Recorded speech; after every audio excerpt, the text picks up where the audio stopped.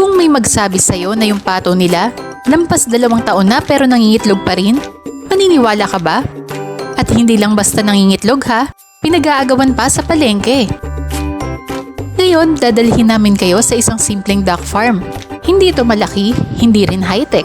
Pero ang kwento nito, sobrang ganda para sa mga nagbabalak mag-alaga ng pato. Meron lang silang 20 pirasong pato. Sa 20 na yan, 14 nang actively nangingitlog, yung iba ay lalaki. Mahigit 2 taon na ang edad ng mga pato na to. Normally, sa ganitong edad, dapat kald na ang pato.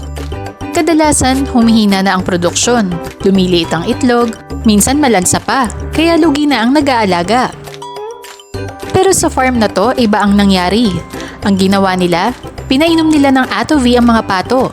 Simple lang, hinahalo lang sa kanilang inumin araw-araw, habang ang feeds nila ay regular na commercial duck layer feeds pa rin. Simula nung ginamitan nila ng Attovy, kitang-kita ang pagbabago. Yung mga itlog nila ngayon, mas malalaki, mas mabibigat, at ang pinaka-importante para sa buyer, masarap at hindi malansa. Kaya pagdating sa palengke, hindi na nila problema ang benta. Sa totoo lang, hindi na umaabot ng 5 minuto, ubos agad ang itlog. May mga suki na talagang naghihintay. At para mas tumaas pa ang kita, ginagawa rin nilang salted egg ang ibang produksyon. Mas mataas ang value, mas mabilis ang balik ng puhunan. Isa pa sa napansin nila, walang kaamoy-amoy ang kulungan, hindi rin mabaho ang dumi ng pato, at hanggang ngayon, 0 mortality sila. Dahil sa ganda ng resulta, hindi na sila titigil dito.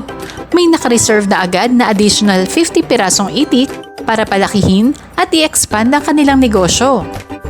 Isipin mo to, yung mga pato na dapat retired na, nagbibigay pa rin ng dekalidad na itlog, may demand sa merkado at tuloy-tuloy ang kita.